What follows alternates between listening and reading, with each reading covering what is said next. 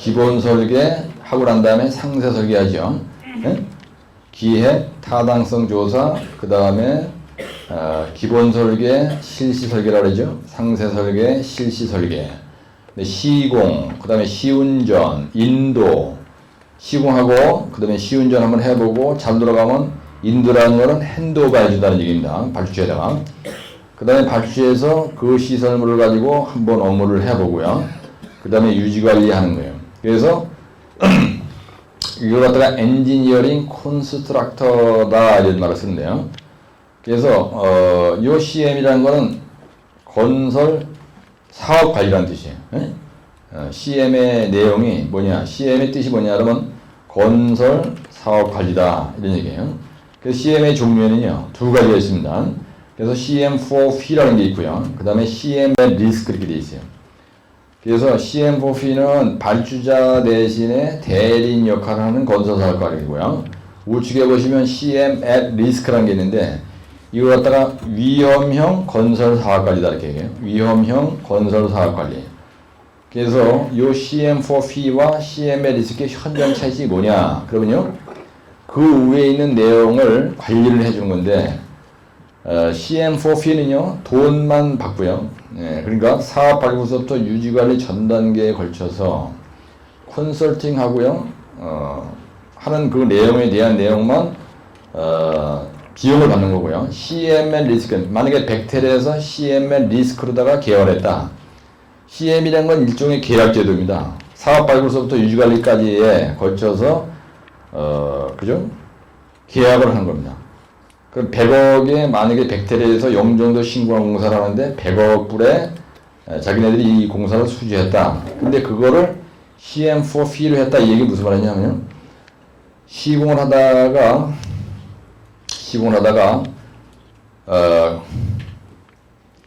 원가에 대해서 손해보는 이런 거는 책임이 안 지는 거예요.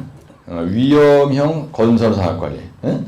그래서 거기 뭐라 하냐면 발주자가 제시한 총액 개념공사비와 당초 합의된 계약 조건 하에서 CMR이 발주자를 대신해 전체 책임을 지고 이건 뭐냐면요. CM 계약회사의 최고 매니저를 얘기하는 겁니다. CMR이라는 거는 컨스트럭션 매니저를 얘기하는 거예요. 벡텔에서 나온 최고 총책임자를 얘기하는 겁니다. 그래서 그 CM 계약자 중에 최고 총책임자가 발주자를 대신해서 전체 책임을 지고 사업의 성패에 대한 리스크를 안고 공사 관리를 수행하며 그에 따른 이윤과 그죠? 그에 따른 이윤 등을 추구할 수가 있다. 그러니까 원가에 대해서 손해보는 것도 책임지고 근데 지가 잘 해가지고 돈을 벌었다. 그러면 그거에 대해서도 이윤 배분을 하는 겁니다. 그러면 건설교통부로부터 자기가 관리를 끝내주게 해가지고 이익이 많이 남았다. 그럼 그것도 서로 나눠 따먹게 하는 거예요. 근데 CMF는 그게 아니에요. 오로지 컨설팅 업무만 담당해 주는 겁니다. 그래서 대제목 3번에 보면 순수 형태의 CM 계약 방식으로 에이전트 대리 형식이다. 이게 무슨 말이냐면 발주자 대신에 컨설팅 업무만 한다는 얘기예요. 그래서 그 2번에 보시면요. 307조 위에서 세 번째 줄에 보면 사업계획, 수립, 타당성 문서, 평가 이런 걸 쭉 해서 시공의 조정, 통제 등 관리 감독 업무. 그래서 컨설팅 업무만 수행하고 이에 대하여 총 사업비의 약 2 내지 2% 100억 불에 대해서 만약에 그 공사가 총 100억 불이다. 그럼 그 100억 불에 대해서 CM4P 자기가 컨설팅 해준 비용을 약 2 내지 6% 그죠? 2 내지 6%만 돈을 받고 3년 동안 영종도 신고한 공사에 대해서 자기가 하는데 이건 뭐냐면요. 발주자의 기획, 조정 능력 보강의 의미가 있다. 이게 무슨 말이냐면요. 발주자가 기획을 하는데 왕창 도와주고 그 다음에 중간에 뭔가 조정할 일이 있다. 변경할 일이 있다. 그러면 그때 좋은 아이디어를 줘가지고 그 공사를 수행하는데 자기가 컨설팅을 한다는 얘기예요. 네 번째, CM사가 재정적인 책임이나 그러니까 CM사라는 게 무슨 말이냐면요. 벡텔에서 영종도 신고한 공사를 만약에 예를 들어서 100억에 6%라는 돈을 받고 컨설팅 업무를 하겠다고 계획을 했다. 근데 그런 일을 하는 도중에 영종도 신고한 공사의 컨설팅 업무를 벡텔에서 해주는 동안에 재정적인 책임이나 이게 무슨 말이냐면요. 원가의 증감이나 원가의 손실이나 클레임에 대해서는 책임을 안 진다는 얘기예요. 누가 진다는 거예요? 재정적인 책임이나 크레임에 대해서는 누가 져요? 발주처에서 진다는 거예요. 근데 CM의 리스크는 그게 아니고요. 그러니까 건설 사업 관리를 하는 계약자가, 그죠? 계약자가 일을 하다가 재정적인 손실이 났든지 시공회사로부터 크레임이 걸려왔다. 그러면 그것까지 다 책임지고 일을 해야 되는 거예요. 그러면 CM at risk는 CM for fee보다 용역비를 더 많이 받아야겠죠. 예, 용역비라는 거는 컨설팅 업무를 하면서 돈 받아오는 거 얘기하는 겁니다. 예, 그거를 더 많이 받아야 되는 거예요. 그래서 CM의 리스크로 주면은 좋죠. 골치 아픈 공사는요, 건설교통부에서 계약을 할 때, 영종도 신고한 공사할 때 CM의 리스크로 주는 게 좋은 거예요. 그래서 거기에 보면 맨 하단에 세 번째, 공사 시공 경험이 아주 요구될 때 효과적이다. 막강한 백텔 불러다 하면 돼요. 그 다음에 하자가 발생해. 그러면 백텔사가, CM사는 건 CM 계약자, 즉 백텔 회사가 재정적 또는 크레임에 대한 전면 책임을 지는 거다. 이게 아주 중요한 거예요. 그 다음에 대점을 일본 아까 얘기했지만 돈이 남았다. 그죠? 예, 그래서 재정적인 면에서 원가의 증감에 대해서 책임도 지고 돈이 많이 남으면은 그거에 대해서 자기도 어느 일정 부분은 같이 나눴다 먹게 한다. 이런 얘기예요. 그 다음에 CM의 업무 내용이 뭐냐. 사실은 CM의 업무 내용은 계획 단계에서 하는 게 있고요. 설계 단계에서 하는 게 있고, 입찰 단계에서 하는 게 있고, 시공 단계에서 하는 게 있고, 도표를 간단하게 얘기하면 이렇게 되는 거죠. 대전 5번에 보면 CM 용역 채용 시 기대 효과가 뭐냐. 이게 무슨 말이냐면요. 건설교통부에서 직접 자기가 하질 않고요. 영종도 신고한 공사를 백텔이라고 하는 건설 사업 관리를 할 수 있는 능력이 있는 그 회사를 선정을 해서 네가 다 해라 이 일을. 예. 그랬을 때 그 계획 단계에서는 그죠? 타당성 조사, 비용 분석, 공사비 예산 작성, 설계 단계에서는 예비 설계, 실시 설계, 그 다음에 공사 일정에 대한 계획표 작성하는 거, 입찰서 받는 거, 구매 단계, 현장 설명서, 시공자 선정하는 거, 발주 계약, 착공 지시 전부 다 백텔에 다 하는 거예요. 그다음에 시공 단계에서 공정 관리해야 되고, 안전 관리해야 되고, 품질 관리해야 되고, 공사 진도도 점검하고, 이것도 백텔들이 다 한다는 얘기입니다.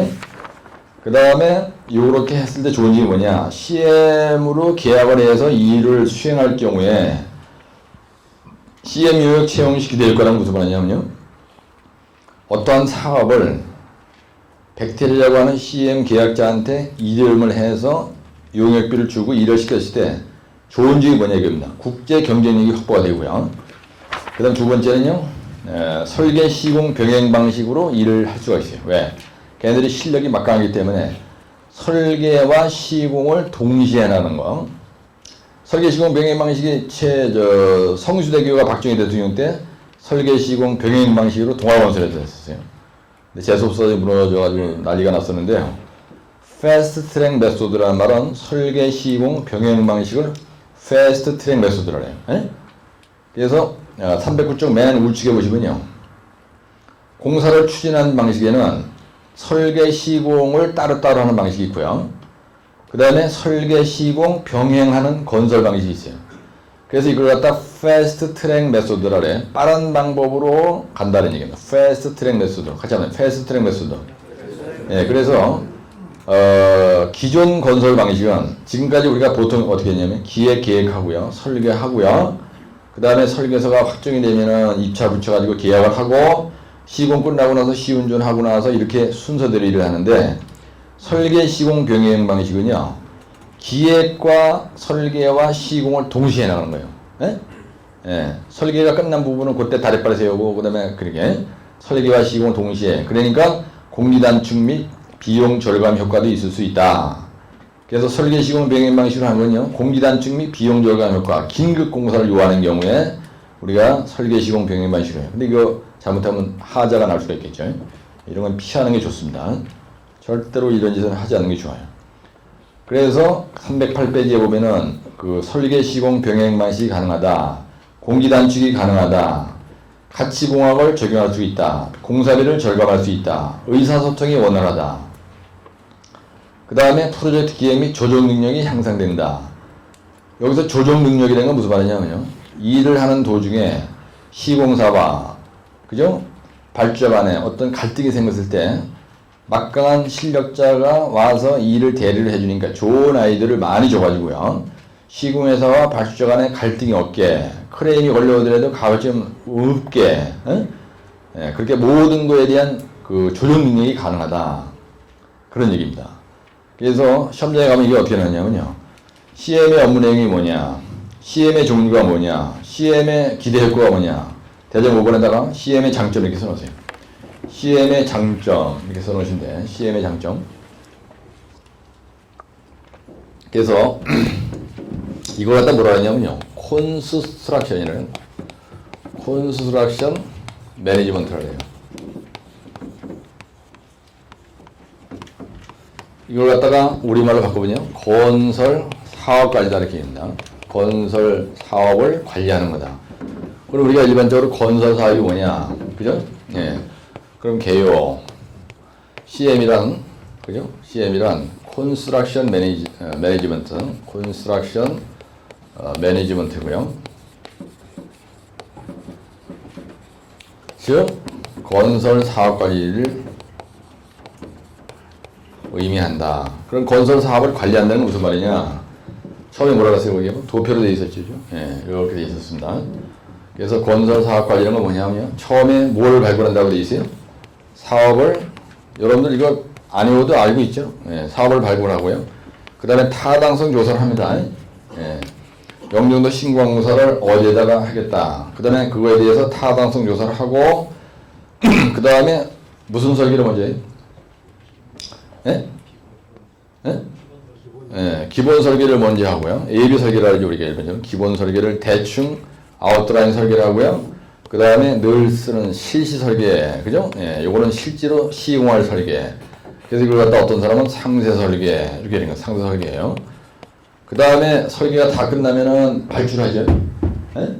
예, 그래서 여기다, 거기에는 그렇게 돼 있지 않지만, 이거 공사 발주를 하는 겁니다. 예? 예, 공사 발주를 하고요. 그럴 때 입찰을 붙이고, 예, 입찰 공고를 하죠. 예. 그 다음에 시공자가 선정이 되는 거예요. 시공자 선정하고요. 그 다음에 시공을 하죠. 예. 근데 여기 쳐다보세요, 내 대가리. 일부러 열리지 말고요. 여러분들이 현장에서 일할 때 이렇게 했다고 그죠? 예. 시공을 해서 다 끝났으면 어떻게 됩니까? 이거 시운전 한번 해보죠. 예. 제대로 작동이 되는지 시운전 해보고, 그 다음에 시운전 다 해서 아주 잘 됐다. 그럼 어떻게 해요? 파이널 핸드오버 해주죠. AB 중공검사, 그 다음에, 그죠? 요구할 때 AB 중공검사, 그 다음에 파이널 핸드오버, 예, 파이널 중공검사, 파이널 인스펙션 하고, 근데 스타트업, 시운전 한번 해보고, 시운전 다 끝나서 어떻게 해요? 그 다음에 핸드오버 해주죠. 우리가 그걸 인도라는 거예요, 인도. 예, 이걸 갖다 우리가 늘 얘기하는 핸드오버를 한다, 이렇게 얘기합니다. 핸드오버. 이거 여러분들 답안지 쓰는 요령이에요. 내가 여기다 필기하는 순서대로 가는 게, 이거 보고 열라는 것보다 이게 좋다는 얘기입니다. 근데 인도를 했으면 실제로 한번 일을 해보는 겁니다. 예, 그러면 이걸 작동하는 거예요. 조업이라고 돼 있어요. 여기 조업. 예, 그 다음에 유지관리를 계속 해나가는 거예요. 영종도 신구항, 만약에, 서해대교가 만약에, 완전히 핸드오버를 해줬다 하더라도, 그거를, 청담대교를, 핸드오버를 받았습니다. 서울시청에서. 그럼 서울시에서 계속 유지관리를 하는 거예요. 근데, 건설, 이게 바로 뭐냐면요. CM의 업무 내용입니다, 이게.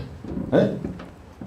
이게 바로 CM의 업무 내용은 간단하게 얘기하면 이렇게 가는 거예요. CM의 업무 내용은 따로 사업 발굴, 타당성 조사, 기본 설계, 실시 설계, 끝났으면 공사 발주, 그러면 시공자 선정하고, 근데 시공하고, 끝났어. 그러면 시운전 해보고, 그 다음에 핸드오버 해주고, 그 다음에 한번 서울시에서, 그죠? 청담대교를 한번 운영을 한번 해보는 거예요. 그 다음 문제가 생기면 유지관리 해주는 거예요. 요 각 단계별로 필요한 모든 내용을 누가 한다는 얘기냐면요. CM 계약자가 한다는 얘기예요. 의미하며, CM 계약자는, 즉, 백텔, 이렇게 한번 써놔보세요. CM 계약자는 발주자를 대신해서 아래 업무를 수행한다. 이런 얘기예요. 아래 업무를 수행한다. 이렇게 시켜놓으면 편합니다. 아주. 엄청나게 편하거든요. 네. 그래서 그 대정 2번하고 뭐라고 되냐면 CM 계약 방식의 종류입니다. 거기 CM이라고 되어 있는데요. CM 계약 방식의 종류 이렇게 하는 게 여러분들이 편하세요. 그래서 첫 번째 뭐가 있다냐면요. CM for fee가 있다는 거예요. 두 번째는요. CM at risk라고 되어 있어요. 이렇게. 리스크. 이거는 위험형 뭐라고 그랬어요? 건설 사업 관리예요. 근데 이거는요. 에이전트 대리형. 발주자 대신, 발주자 대리형. 여기서 에이전트라는 발주자 이름인데, 거기 보면 책에는 발주자의 뭐라고 되어 있어요? 대리인 역할만 한다 이거야. 하는 건설 사업 관리다. 건설 사업 관리예요. 그래서 그럼 CM4P의 특징이 뭐냐? 여러분들 만약에 시험장을 쓴다 그러면은 여기에 있는 표를 가서 쓰시면 되는데요. 그러니까 이거의 특징은 한마디로 이게 뭐냐면요. 사업 발굴에서부터 유지관리 이거의 특징을 쓰는 거지. 유지관리 단계까지 그 컨설팅 업무만 수행하는 겁니다. 컨설팅 업무만 수행한다. 그 다음에 두 번째는 뭐냐면요. 그래서 거기에 있는 대로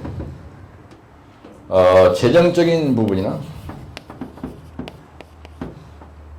손실이나 클레임에 대해서 이렇게 하면 이제 여기가 들어오니까 책임을 지지 않는다. 책임을 지지 않는다. 그 다음에 클레임에 대해서 이것도 책임지는 게 아니에요. 없다.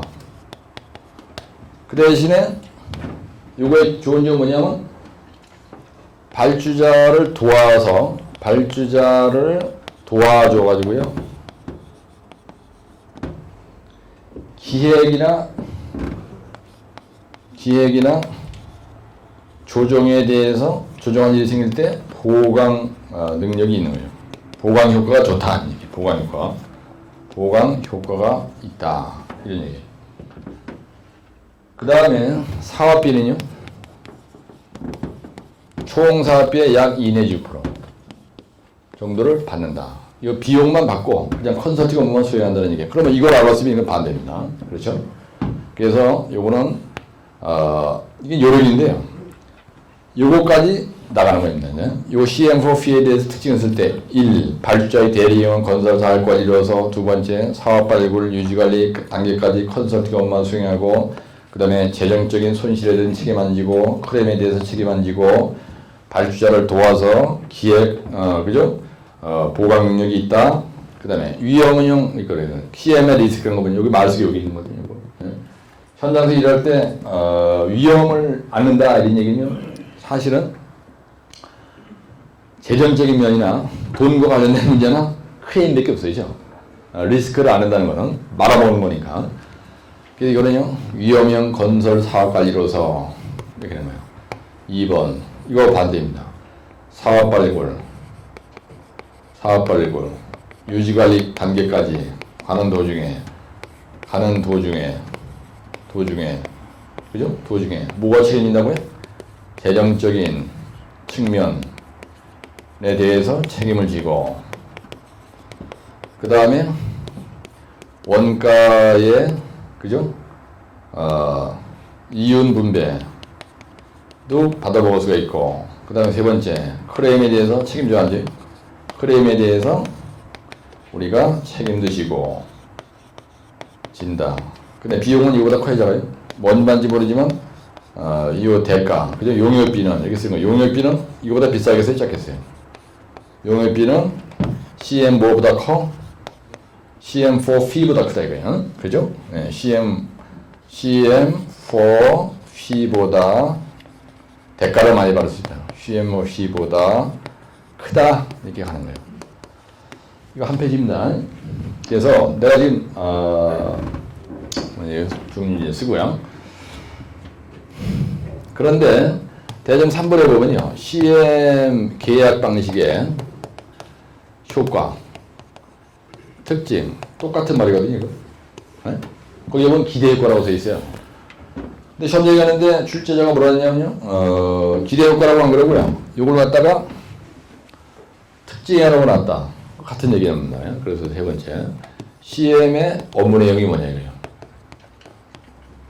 그 다음 네 번째, 이거의 특징이 뭐냐. 이게 바로 기대 효과다. 이게 효과가 뭐냐. 요거에 대해서 특징, 기대 효과. 그죠? 예, 장단점. 똑같은 말입니다. 근데 출제자가 물을 때는 이 말을 왔다 갔다 부르는 거예요. 장단점에 대해서 기술하시오. 그 다음 대적 5번에 가서 뭐 결론, 이렇게 집에 가면 되는 거예요. 근데 CM의 업무 내용은 뭐냐 하면요. 계획 단계, 설계 단계, 입찰 단계, 구매 단계, 시공 단계 이렇게 돼 있어요. 근데 여러분들이 이거를 할 때 처음에 보면 기획 단계에 있어요. 그 다음에 타당성 조사 단계에 있어요. 그 다음에 세 번째 예비 설계가 있어요. 아까 저기 있는 걸 이게 늘어놓는 겁니다. 네 번째 실시 설계가 있어요. 그 다음에 다섯 번째 뭐가 있습니까? 실시 설계하는 데는 뭐라고 되어 있어요, 여기? 공사 발주라고 되어 있죠. 여섯 번째 시공자 선정이라고 되어 있죠. 발주 단계. 시공자 선정. 또 뭐가 있어요? 그 다음에 시공합니다. 시공. 예. 그 다음에 어떻게? 여덟 번째. 시공 다 하고 나면 어떻게 해요? 시공 다 하고 나면 준공사죠? 내가 여러분들 그 현장 경험을 해요. 그냥 바로 쓸 수 있게 얘기해요. 준공사 한 다음에 어떻게 합니까? 인도라 그러죠? 이걸 갖다 우리가 파이널 핸드오버를 해. 파이널 핸드오버를 해준다 이거예요. 발주한테 이제 다 끝난 거로 한번 그죠? 근데 여기에 뭐가 들어가냐면 시운전 이런 게 있어요. 그 다음에 10번째 파이널 핸드오버 해주는 거예요. 그 다음에 11번째 유지관리. 요게 바로 CM이 하는 내용이에요. 그러면 기획 단계는 사업 발굴이라고요. 그중에 사업 발굴이라는 거는 사업에 대해서 이게 사업 발굴이에요. 처음에 시작한 게 사업 발굴이라고 해요. 이거 할 때 어떤 시설물에 대해서 기대 효과를 갖다가 파악하는 겁니다. 얘가 하는 일이. 타당성 조사라는 거는 경제성 분석한다는 얘기예요. 그렇죠? 그 다음에 AB 설계한다는 거는요. 우리가 AB 설계한다는 건 이거 AB 설계 자체를 누가 한다는 얘기하면 CM 계약자가 한다는 얘기입니다. 그래서 계략적인 설계를 한다 이렇게 쓰는 거예요. 네? 계략적인 설계를 하는 거예요. 그래서 설계하기 위해서는 지반 조사도 해야 되고 뭐 근데 이걸 다 쓸 수가 없잖아요. 그다음 실설계는요. 무슨 설계예요? 네, 여러분들 실설계 한다는 건 시공 가능한 상세 설계를 한다 이렇게 쓰는 거예요. 근데 공사 발주할 때 어떻게 합니까? 여러분들 입찰 공고하죠. 네, 입찰 공고하고요. 그 다음에 입찰서를 어떻게 해요? 판매하죠. 이것도 얘들이 다 하는 거예요. 그 다음에 공사 입찰을 보는 거예요. 공사 입찰도 얘가 다 봐. 네? 네, 얘가 직접 다 그 발주자 대신에 하는 겁니다. 근데 시공자 선정이 돼 있어요. 그럼 시공하는 과정에서 뭘 얘가 하느냐? 여러분들 시공하는 과정에서 터널 공사가 됐건 교량 공사가 됐든 간에 여러분들 시공할 때 관리하는 업무 얘기하는 거죠, 그죠? 시공할 때 시공 관리 내용이 뭐냐? 공사 관리 내용이 뭐냐 얘기합니다. 여러분 공사 관리할 때 딱 부러지게 얘기하면 5가지 뭘로 얘기합니까? 내가 현장 소장이야. 그러면은 터널이다. 그럼 보지봉 불공개. 만약에 도로 포장이다. 그럼 생원포다 완투마. 공고리 타설하고 있다. 재배설 운치다며. 그거 얘기하는 게 아니죠. 네, 그런 각 공정별 일을 할 때 공정관리. 그죠? 네. 진도가 똑바로 나가는지. 매일 업데이트 공정을 받고. 공사가 지연되면 큰일 아닌가. 품질관리. 공고리 재배설 운치다며 맞게 똑바로 일을 하는지. 품질관리 저부터 따라다니면서. 지시부 막 내려보내고. 빨리 막살 나고 막 그냥. 근데 원가 관리도 하는 거예요, 이 사람이. 원가 관리. 원가 관리. 그 다음에 안전관리. 안전모 쓰고 다니는지. 일일이 따라다니면서 지랄이라는 거. 안전관리. 그다음 민원이 생기는지 소음 진동 막 내면서 일하면 안 되잖아, 그지? 예, 그래서 환경 관리도 하죠, 여러분들. 예? 환경 관리를 한다 이거야. 공품 원안환, 따라서 공품 원안환. 이거는 소음 진동 관리 이런 거 얘기하는 거죠. 예, 소음 진동 관리 이거 다 쓸 수는 없으니까. 예. 만약에 환경 관리에 대해서 소진 습해 토토대 이런 거 안다, 그럼 쓰면 되는 거예요. 그다음에 중공 검사할 때 어떻게 합니까? 프리리미너리 인스펙션. 그래서 AB 중공검사 하시죠. AB 중공검사 애들이 한단 말이야. CM 애들이 한다 이거예요. 그 다음에 이거 AB 중공검사 끝나면 우리가 파이널 인스펙션이라고 하죠. 우리말로 하면 최종 중공검사 하는 거예요. 그렇죠? 네?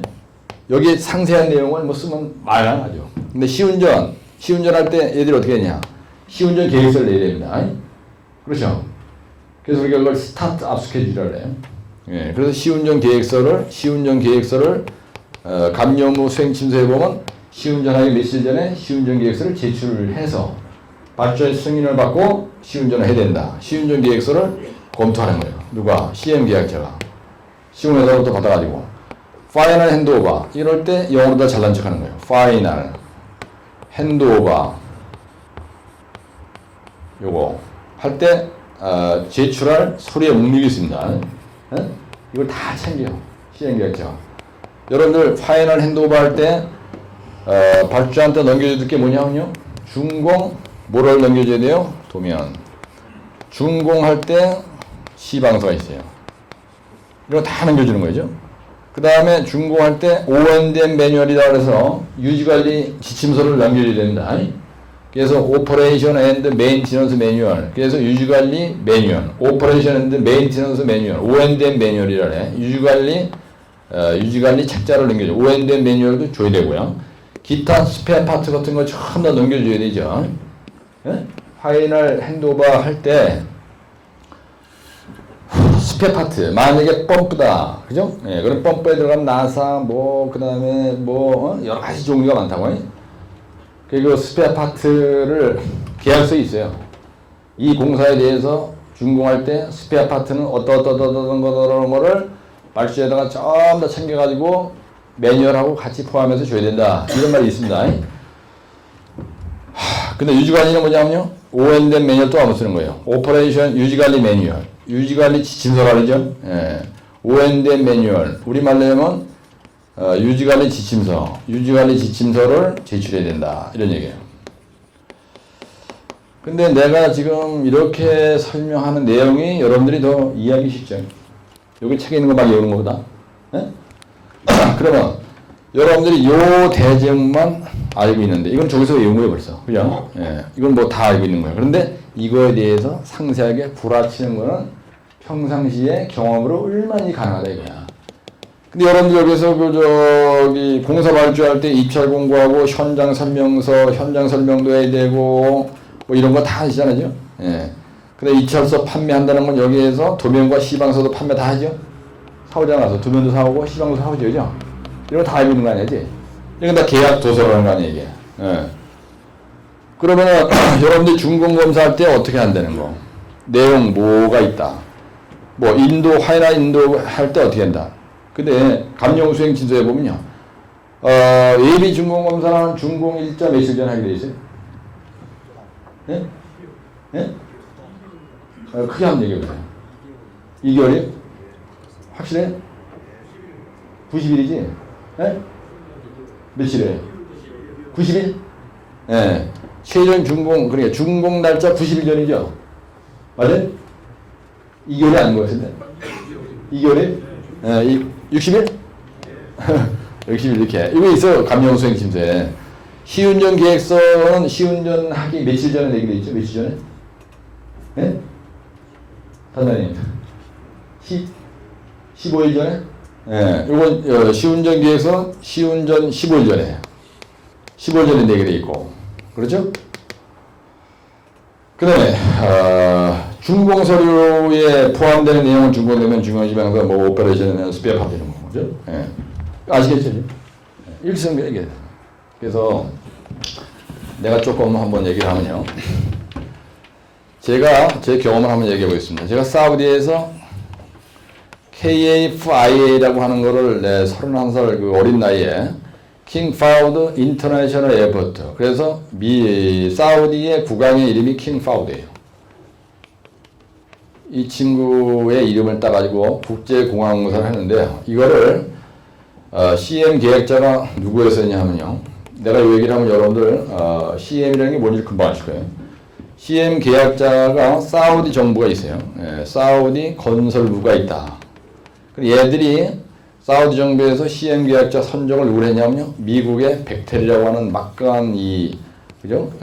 벡텔사한테 이걸 갖다가 100억 불 해줬습니다. 100억 불. 여러분 100억 불이면 천문학적인 숫자예요. 그래가지고 한국인 회사가 극동건설, 현대건설, 풍림산업 이래가지고 경남기업 이래서 7개 업체가 들어가 있어요. 근데 극동에서 뭘 했냐면요. 하수처장하고 정수장을 했습니다. 거기서 왕창 말아먹고 왔어요. 더블로 말아먹고 왔습니다. 근데 그걸 3천만 불에 수주했는데요. 하우스처리장 스웨지 트리트먼트 플랜트하고요. 워터 트리트먼트 플랜트하고 서브스테이션 그래서 변전소 요 3개를 턴키로 땄습니다. 턴키로 땄는데 이거를 갖다가 턴키 베이스 콘트랙트로 했는데요. 턴키 베이스 콘트랙트는 게 무슨 말이냐면요. 설계, 시공, 일괄 도급 제도라는 거예요. 설계, 그 다음에 시공까지 다. 설계도 내가 하고 시공 내가 하고. 그래서 설계, 시공, 일괄 도급 제도. 예. 그래서, 턴키 계약 제도는 요까지만 주는 겁니다, 나한테. 예? 요까지만 CM사에서 하고요. 여기서부터 요 실시설계라는 거는 실제로 시공이 가능한 도면은 현장 가서 내가 전부 다 그려야 돼. 숍드래곤을. 얘들이 여기까지만 주는 거예요. 근데 여기까지 받은 이 도면을 보고 견적을 잘못해가지고 3천만 불에 이걸 수주를 했습니다. 턴키 계약으로 3천만 불에 한 거예요. 그랬더니 주감독이 나를 만나자마자 뭐라냐면 내가 이제 와서 QC 매니저를 했거든요. 그래서 벡텔 시스템에서 QC 매니저는 현장 최고 1인자는 소장이고요. 그 다음에 QC 매니저가 전체 현장과 내업 사무실에 있는 모든 일을 총괄하게 돼 있어요. 근데 갔더니 풍림산업 경남기업 이래가지고 여러 개 회사가 7개 회사가 들어가 있는데 1년도 안 되는데 QC 매니저가 3-4번 바뀐 거예요. 그래서 발주해서 이 인간은 도저히 안 된다. 그래가지고 바꿔 그래가지고 그냥 하다 보니까 3-4번 바뀌었대요. 나한테 그 얘기를 하더라고요. 그래서 나한테 왜 겁주냐 첫날 보자마자. 그랬더니 다른 게 아니고 네가 QC 매니저인데 몇 살이니? 그래서 지금 31살이다 그랬더니 상당히 젊어 보이는데 너를 소장이 QC 매니저로 임명을 해가지고 나한테 와서 인사 온 게 참 신기해서 물어보는 거야. 그래서 지금 기분이 한마디로 더럽더라고요. 그러면서 이 사람이 첫날 만나자마자 딱 한다는 얘기가 무슨 얘기를 했냐면요. 풍림산업에 있는 사람이 QC 매니저가 1년도 안 되는데 3번 바뀌었고 경남기업에 있는 QC 매니저가 2번 바뀌었고 현대에서 1번 바뀌고 이 얘기를 하는 거야. 그래서 그 얘기는 내가 일하면서 네 마음에 안 들면 내가 뭐가 짜리겠다. 그랬더니 가만히 있는 거야. 에? 그래서 대뜸 얘기하는 얘기가 야 너들 이거 어떻게 자기네들이 예가로 다 한 게 7,500만 불인데 어떻게 3천만 불에 들어왔는지 이해가 안 된다는 겁니다. 에? 그래서 큰일 났다래 나보고. 그래서 그 사람이 스탠포드 대학 토목과 나온 사람인데요. 벡텔 회사의 왕회장 이름이 미스터 벡텔이에요. 그 사람의 손주사예요, 이 사람이. 나중에 알고 보니까. 근데 아주 저를 엄청 이쁘게 봤어요. 그 사람이 나를 이쁘게 본 게 사람이 정직하다는 겁니다. yes, 모르는 건 yes, 모르는 건 no. 아는 거는 그냥, 그죠? 그래가지고 내가 여기에서 3년 있으면서 하루 일과의 90%를 이 사람 사무실에 살았어야죠. 그래서 이 사람이 할 일이 일체 없게 만들어놨습니다. 지금 내가 이 얘기 잘못 들으면 오해하는데요. 4대주의 발상이다 이렇게 얘기할 수가 있어요. 근데 건설기술 교육에 나서 이 얘기를 했더니 이런 비스무리한 얘기를 했더니 그때 건축 기술자들이 나한테 감염무 실무 이런 강의를 들었는데요. 교문과에 가서 무슨 얘기를 했냐면 유재로 교수는 그 감염무 실무 요령에 대해서 얘기하면서 완전히 발주 있는 사람을 두둔해서 얘기한다. 그래가지고 항의를 한 거예요.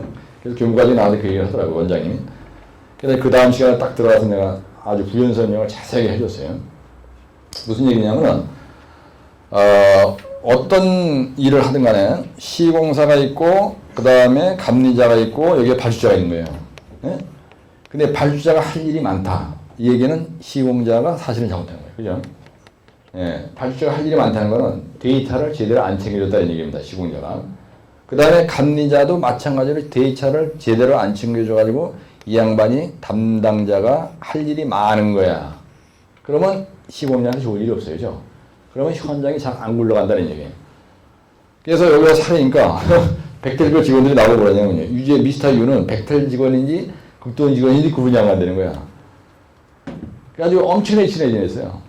그래서 입에 딸싹하면 그냥 밤새도록 그 사람이 얘기한, 감독관이 얘기한 거 그냥 무조건 해주는 거 아니야. 아니, 그냥 국방부가 4대 돼. 그럼 4대 확 대고. 소장 막 난리 납니다.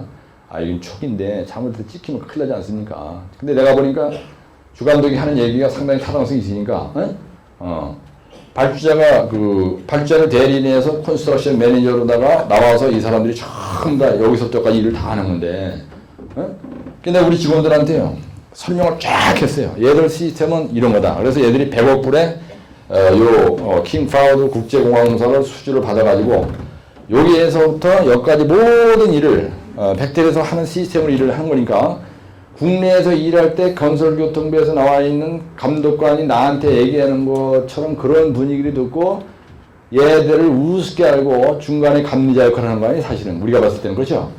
얘들을 우습게 알고 하면 절대 안 되니까 어디 뭐 사우디 정부의 사우디 본거지가 나와서 우리한테 얼굴 한번 비추냐. 걔들은 얼굴도 안 못 봐요. 우리는 볼 일이 없는 거예요. 걔들은 전혀. 그래서 입찰서 판매하는 것부터 내가 가서 입찰서 사왔거든요. 와서. 사우디 가서 내가 직접 백태삼을 내가 사온 거예요.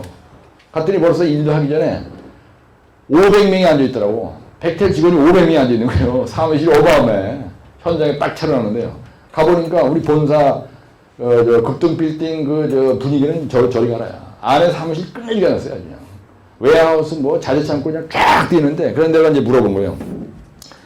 그래가지고 이게 턴키 발주인데 여기 보면 컨스트럭션 매니지먼트 방식으로 했다라는 나 이거 무슨 말인지 잘 모르니까 좀 설명을 해달라고 했더니 얘기를 쫙 해주더라고요. 그래서 그때 내가 입찰서 사러 갔다가 건설 사활까지를 어떻게 한다는 걸 배웠는데요. 그래서 요점을 얘기하면 뭐냐면요. 턴키 베이스 컨트랙트로 들어가는데 그러면은 극동건설에서 요 3천만 불을 가지고요.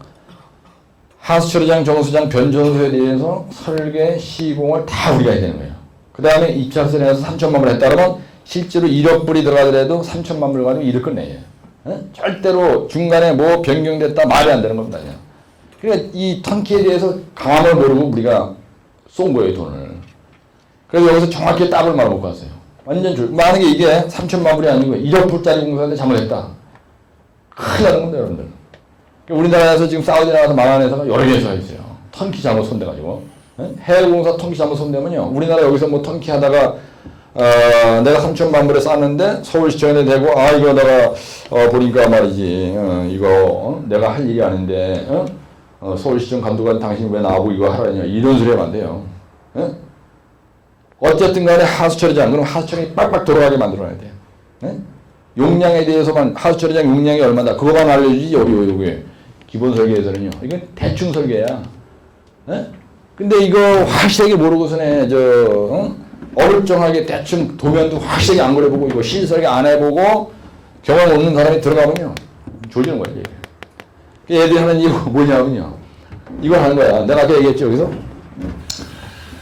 하여튼 발주처에서 손 까딱 안 하고요. 여기서부터 싹 다 애들이 다 한 거야. 그냥 완전히 귀신이에요. 그러니까 우리 건설교통부 사무실에 있을 서류가 전부 다 어디 와 있냐면 백대 사무실에 와 있는 거예요. CM 계약자한테. 얘가 CM4 필을 한 게 아니고 이걸로 했어요. 이걸로. 계약을. 어마어마한 겁니다. 100억 불. 그리고 얘들이 이 100억 불이라고 하는 돈을 다 쓰는 거예요. 지가. 근데 내가 일한 시공비는 발주해서 받는 거고. 그러니까 무슨 얘기냐면 극동건설 데리고 이거 공사를 끝내는데 극동건설이 계약하기 전까지요. 시공자 선정되기 전까지 여기까지의 모든 일을 발주해서 한 게 아니고 백태레들이 다 한 거야. CM 계약자가 다 한 거예요. 완전 귀신이에요. 그래가지고 시공자 선정하는 거, 입찰서 구매하는 거 전부 애들 사무실 가서 해야 되고 시공할 때 번거지 안 나와. 얘들이 다 해요. 그 다음에 감리도 얘들이 다 하는 거예요. 그 다음에 인원교체. 소장이 마음에 안 든다. 소장 가르치시오. 얘들이 다 네트워크지. 얘들이 백태레들이 나한테 오지 건설교통부에서 나한테 오는 게 아니에요. 얘들한테 백태레들한테 CM 계약을 했다면 건설교통부가 우리나라 얘기하면 무슨 이해하시죠? 그 다음에 시운전할 때 파이널 핸드오버 할 때 전부 다 파이널 핸드오버 중공서를 얘들이 받지 사우디 애들하고 우리가 직접 하는 게 아무도 없어요. 그 다음에 기성소를 내는 것도 얘들한테 내지. 기성금 받는 것도 얘들이 전부 다 받아줘요. 예? 얘들이 주시오. 그러면 사우디에서 주고, 애들이 주지 말으면 안 주는 거예요. 그 다음에 유지관리 하는 것도 얘들이 다 해요. 얘들이 정원도 하는 거예요. 근데 하긴 하는데, 얘들 아이들은 가지고 있지만, 유지관리 지침서를 내가 만들어줘야 돼. 시방서에 써 있어요. 스피 아파트 내가 다 만들어요. 시공에서 다 만들어서 제출해야 되는 거예요. 걔들한테. 사실 얘도 손톱 갖다 가는 게 아니에요. 예? 예, 그러니까 컨설팅 업무라는 거예요, 이게. 컨설팅이라는 건 뭐냐면, 일을 하면서 모든 그죠? 예, 모든 지시. 컨설팅이라는 말 어디 진단하다는 뜻이거든요. 컨설팅 엔지니어라면 감리 업무예요, 사실은. 예, 그래서 설계, 시공, 감리에 대한 모든 내용을 이 건설사업관리라는 CM 계약자가 한다는 얘기예요. CM 계약자가. 근데 지금 우리가 말이죠. 이 CM 계약자가 하는 건설사업관리 업무의 내용이 뭐냐를 정확히 알고 있는 사람이 많지 않습니다. 왜 그러냐면요. 책만 봐가지고 감이 안 오는 거예요. 이 정도 얘기하면 이해가 됐습니까? 네? 네, 그러니까 100억 불에 킹파우드 국제공항공사를 여기서부터 여기까지 하는 모든 일을 벡텔에서 그러니까 CM 계약자인 벡텔이 한다는 얘기야. 시공, 감리도 얘들이 다 해요. 감리도. 그 다음에 시공하는 과정에서 지시부 나한테 부르는 것도 얘들이 다 하고요. 소장 가르쳐 하는 것도 얘들이 다 하고. 나중에 공사당 끝나고 예비준공검사, 파이널 준공검사, 그 다음에 시운전할 때 유지관리하는 거 매뉴얼 낼 때 스페어 파트 냈는데 제대로 내냐 안 되냐 전부 애들 다 하잖아요. 그러니까 건설교통부가 발주자가 해야 될 일을 이 사람이 다 한다는 얘기야. 그래 막강한 권한을 가진 거죠. 근데 우리나라에서는요, 이 정도의 이 일을 수행할 수 있는 회사가 아무도 없어요. 우리나라의 건설업체는 이 정도의 실력을 가지고 이 일을 해나갈 수 있는 회사가 없어요. 세계적으로 CM 계약을 해서 사업 발굴서부터 최종 유지관리까지 100억 불의 공사를 수주해서 그런 업무를 수행할 수 있는 능력을 가진 막강한 회사가 없다고 해요. 인원 장비 자재, 그 다음에 기술력, 그 다음에 재정력 이런 게 전부 다 명성이 떨쳐야 돼요. 벡텔애들은요 끝내주게 해요. 그래서 내가 초기 신입사원 때 벡텔애들하고 이거 3년 하면서 일을 무지하게 많이 배웠어요. 500페이지짜리 요 3링 파일 매뉴얼이 걔네들이 여기서부터 여기까지 일을 하는데 시공자를 통제할 수 있는 그 매뉴얼, 그 매뉴얼이 도큐멘테이션 그 매뉴얼이 이렇게 두꺼운 게 20권 있어요. 그래서 내가 초기에 3개월 동안 이걸 다 외워버렸습니다. 야, 근데 너희들하고 일을 하려면은 내가 어떤 양식에 맞춰서 너희들한테 서를 내야 되냐. 근데 원래 그거 안 주는데요. 그 주관들이 나한테 그걸 주더라고요. 아예 세트를. 그래서 내가 공짜로 내가 아주 가져도 되는 거냐. 그랬더니 자기 많이 있는데 원래 안 주는데 미스터 유가 너무 일을 잘하고 아주 친동생처럼 생각해서 이거 선물을 주는 거예요. 그래가지고 그걸 책상에 쌓아놓고요. 하여튼 새벽 2시까지 3개월 동안 잠을 안 잤어요. 다 읽었어요. 그러니까 소장이 편하죠.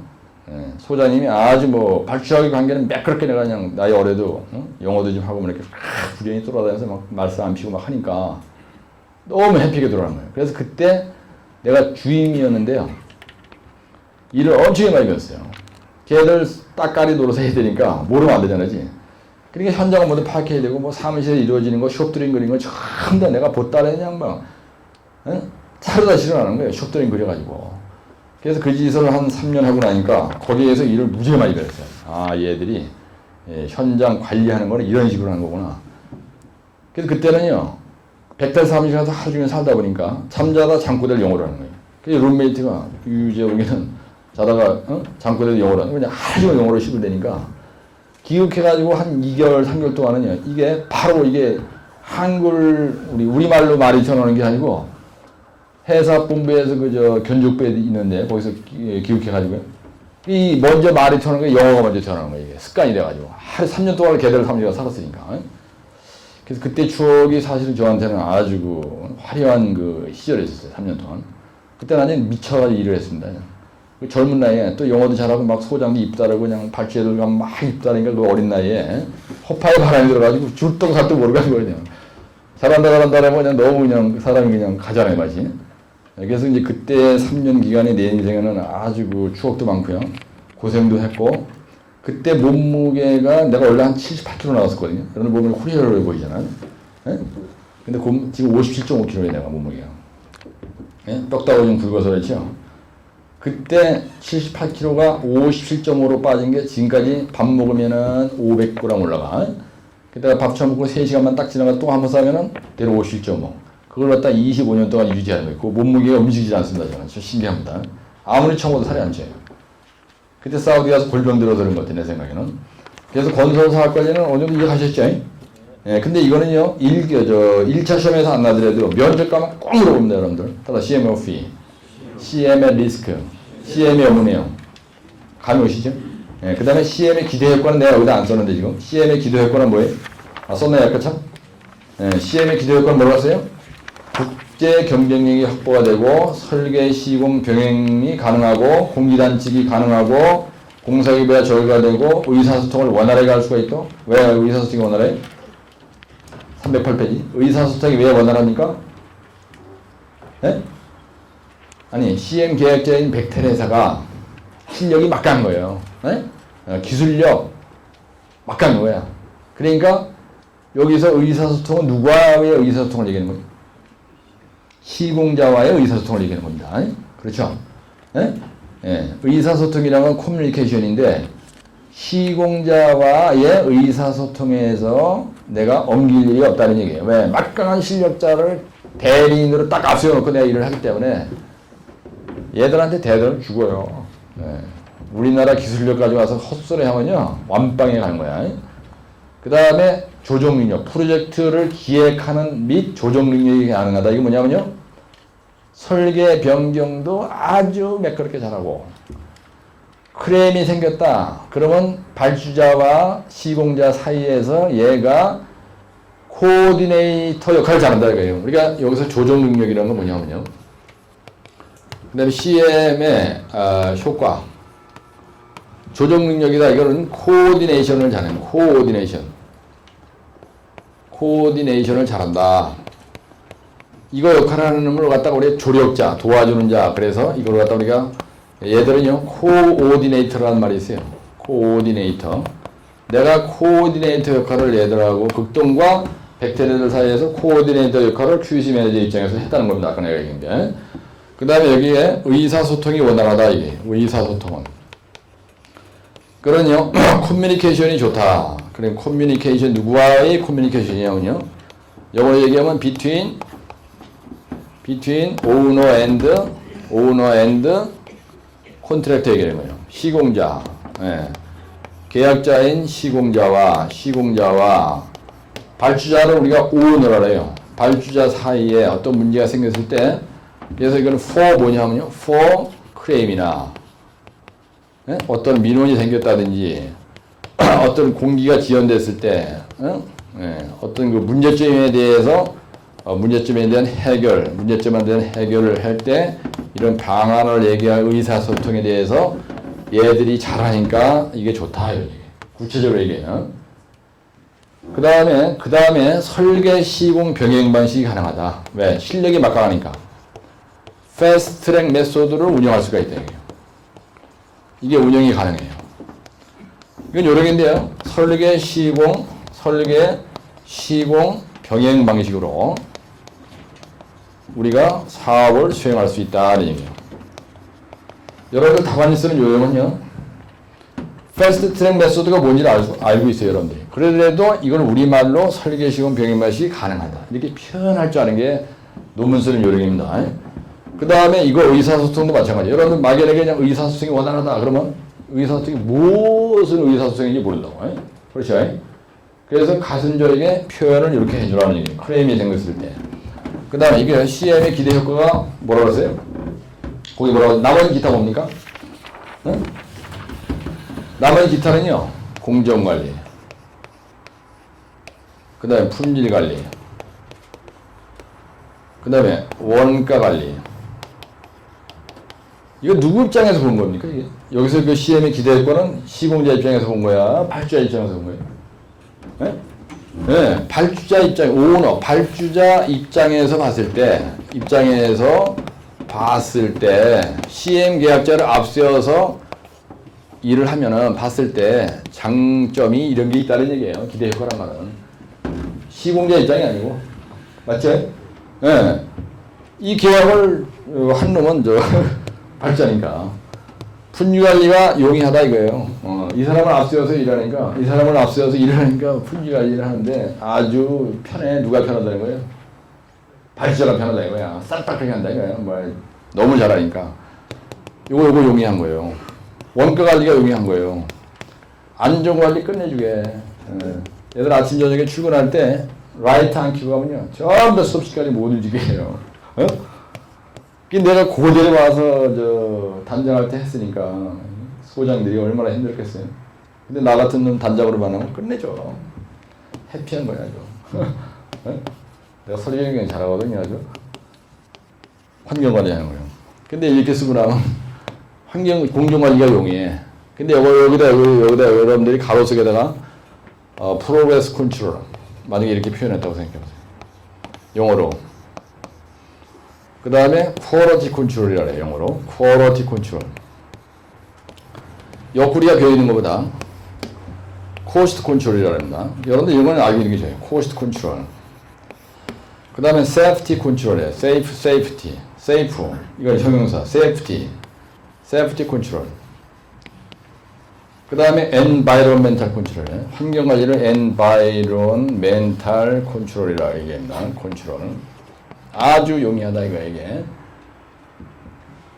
근데 이렇게 써놓고 이 옆에다가 아무것도 안 써는 상당히 허전한데요. 이렇게 해서 가로 처리 딱 해가지고 여기다 집어넣더니 이렇게 딱 써봐.